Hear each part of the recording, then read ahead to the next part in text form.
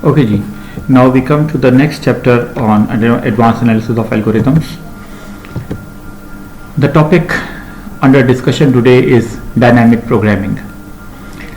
Now, on the slide, you can see a figure 3.3 which represents two graphs.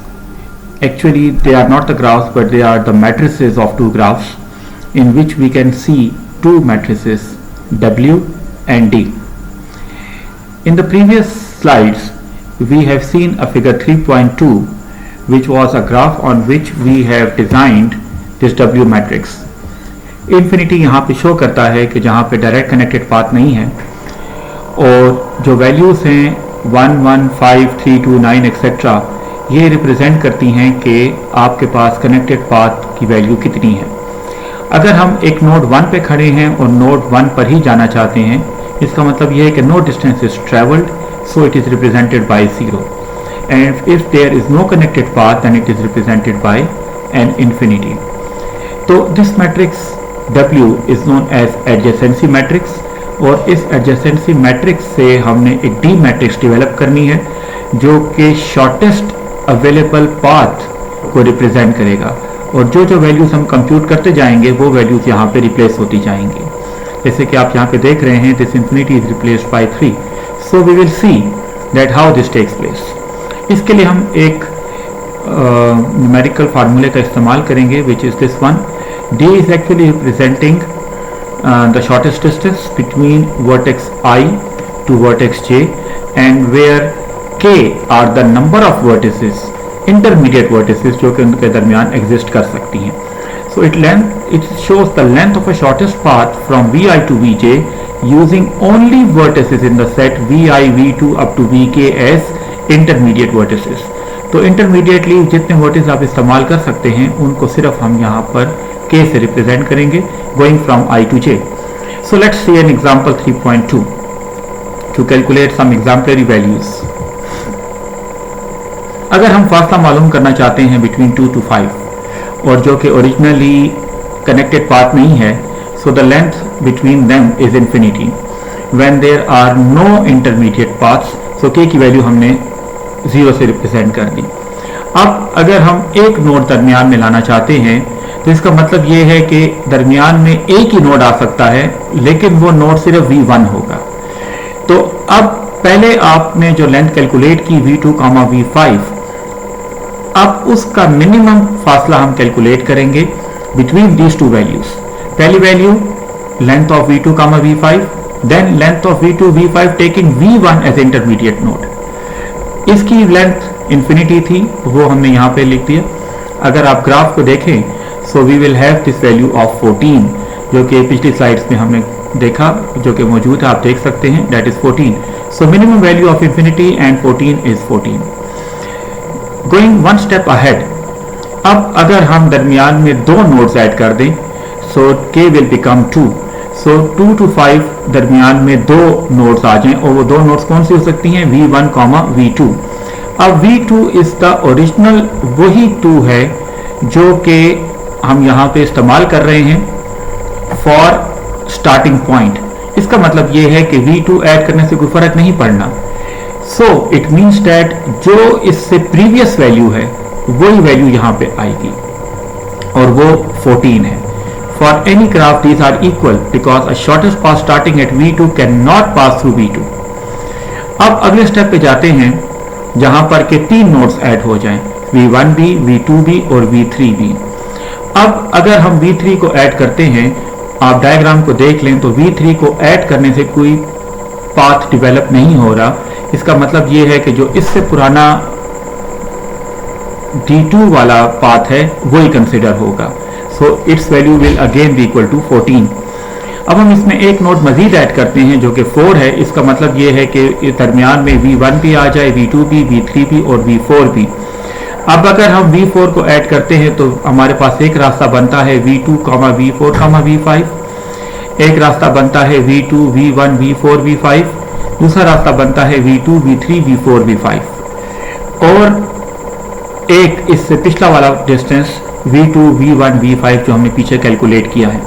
इन सब की length हम calculate कर लें तो 14, 5, 3, 13 और 10, और इन सब में से सबसे छोटा डिस्टेंस है दैट इज 5। अब आपने 0 से स्टार्ट करके फाइनल तक जाना है। इसमें चूंकि 5 ही नोड्स हैं, तो अब 5th नोड को अगर हम ऐड करते हैं तो 5th नोड वही है जो हमारी डेस्टिनेशन नोड है।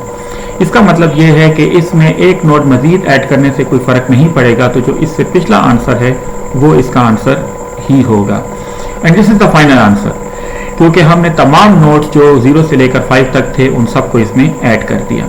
So the last value computed is the length of a shortest path from V to V5 that is allowed to pass through any of the other vertices. This means that this is the length of the shortest path.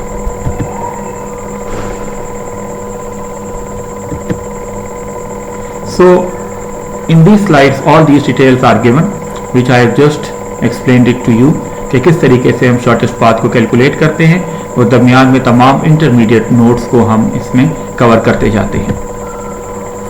अगर हम इसको algorithm के through calculate करना चाहें तो algorithm के through we have to use this formula. Vi से Vj तक दरमियान में इंटरमीडिएट नोड्स k हैं, सो dk ऑफ ij को हम लिख सकते हैं d of k minus 1 from i to k plus d of k minus 1 from k to j। जो हमने कंप्यूट किया, अगर हम उसी कैलकुलेशन पे जाते हैं और हम 5 से 3 तक का फासला कैलकुलेट करना चाहते हैं with 2 nodes as intermediate, so that comes out to be 7। और ये 7 ऐसे भी आ सकता है कि using this formula if this k is 2 this becomes 2 minus 1 which is 1। i आपका 5 है, k जो इंटरमीडिएट नोड 2 है वो 2 plus d value again 2 minus 1 which is 1, k value again which is 2 and j which is the final node is 3। अगर मैं इसको calculate करूं this is 4, इसको कैलकुलेट करूं this is 3, the value is again 7।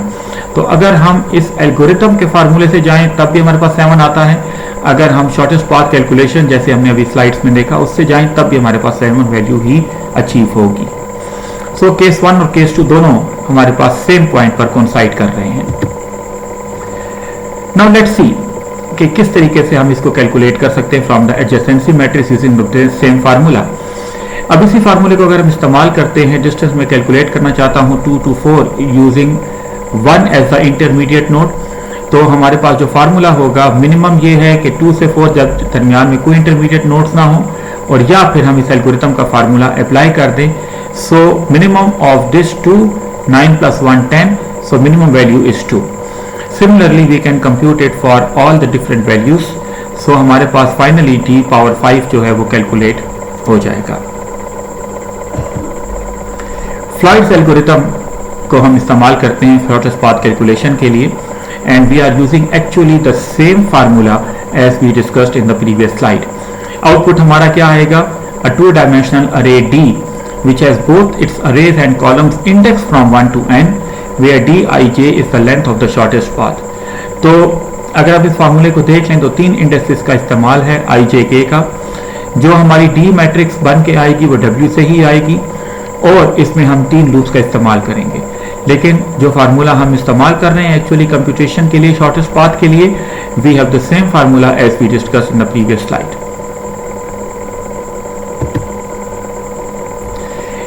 Now if we calculate the every case time complexity of this Floyd's algorithm, this comes out to be n cube because we have a loop within a loop within a loop with n passes through each loop. तो चूंकि हमारे पास n values हैं तो n loop के अंदर n loop के अंदर n loop चल रहे हैं, तो टोटल हमारे पास जो कंप्यूटेशन इसकी एवरी केस टाइम कम्प्लेक्सिटी आ रही है that is n cube. It means that it lies in big theta of n cube. तो ये कोई इतना अच्छा एल्गोरिदम नहीं है, तो जो जो n की वैल्यू बढ़ती जाएगी इसके रिजल्ट्स उतनी लेट हम मिलते रहेंगे। इसका मतलब ये है कि the efficiency falls of this Floyd algorithm. Now this is again the same Floyd algorithm for calculation of the shortest path. So हमारे पास जो फाइनली मैट्रिक्स बन के आ गई यूजिंग दिस ऑल डिस्टेंस फार्मूले, तो जो D मैट्रिक्स बन के आएगी it will be like this. Thank you very much.